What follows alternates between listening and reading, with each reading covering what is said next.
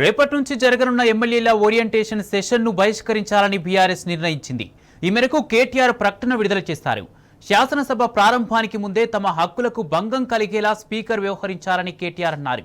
మొదటి రోజే తమను లోపలికి రాకుండా పోలీసులతో అరెస్టు చేయించాలని అన్నారు. ప్రభుత్వ వైఫల్యాలను, ప్రజా సమస్యలను ఎత్తి చూపేందుకు నిరసన తెలిపితే అరెస్టు చేశారని గుర్తు చేశారు కేటీఆర్.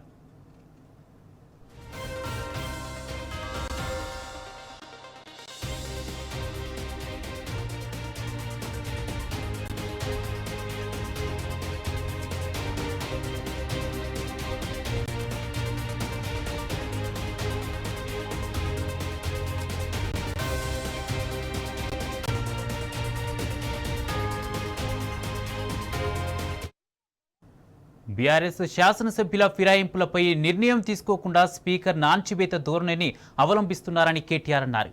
గత శాసనసభ సమావేశాల్లోనూ తమ పార్టీ సభ్యుల గొంతు నొక్కేలా వ్యవహరించారని చెప్పారు. తమకు అవకాశం ఇవ్వకుండా స్పీకర్ ఏకపక్షంగా వ్యవహరించారని కేటీఆర్ అభ్యంతరం వ్యక్తం చేశారు. తమ శాసనసభ్యుల్లో అతి తక్కువ మంది మాత్రమే కొత్త శాసనసభ్యులు ఉన్నారని గుర్తు చేశారు. ఏకపక్షంగా వ్యవహరిస్తున్న స్పీకర్ వ్యవహార శైలికి నిరసనగా బుధవారం నుంచి జరగనున్న ఓరియంటేషన్ సెషన్ను బహిష్కరిస్తున్నామని తెలిపారు. ఇప్పటికైనా స్పీకర్ పార్టీలకు అతీతంగా ఎలాంటి వివక్ష లేకుండా వ్యవహరించాలని విజ్ఞప్తి చేశారు కేటీఆర్.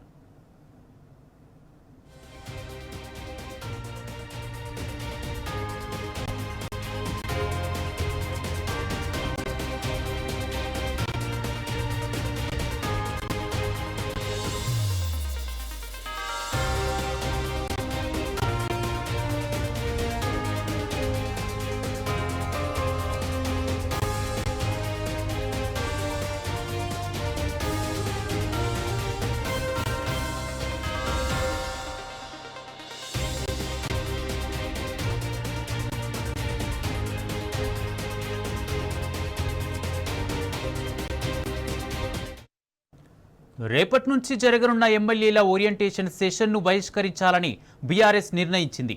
ఈ మేరకు కేటీఆర్ ప్రకటన విడుదల చేశారు. శాసనసభ ప్రారంభానికి ముందే తమ హక్కులకు భంగం కలిగేలా స్పీకర్ వ్యవహరించారని కేటీఆర్ అన్నారు. మొదటి రోజే తమను లోపలికి రాకుండా పోలీసులతో అరెస్టు చేయించారని అన్నారు.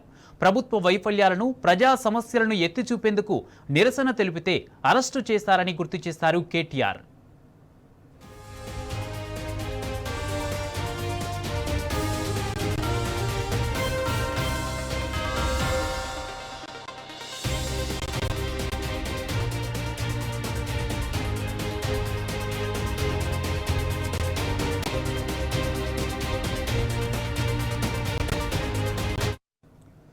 బీఆర్ఎస్ శాసనసభ్యుల ఫిరాయింపులపై నిర్ణయం తీసుకోకుండా స్పీకర్ నాన్చివేత ధోరణిని అవలంబిస్తున్నారని కేటీఆర్ అన్నారు.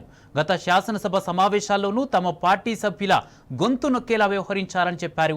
తమకు అవకాశం ఇవ్వకుండా స్పీకర్ ఏకపక్షంగా వ్యవహరించారని కేటీఆర్ అభ్యంతరం వ్యక్తం చేశారు. తమ శాసనసభ్యుల్లో అతి తక్కువ మంది మాత్రమే కొత్త శాసనసభ్యులు ఉన్నారని గుర్తు చేశారు. ఏకపక్షంగా వ్యవహరిస్తున్న స్పీకర్ వ్యవహార శైలికి నిరసనగా బుధవారం నుంచి జరగనున్న ఓరియంటేషన్ సెషన్ను బహిష్కరిస్తున్నామని తెలిపారు.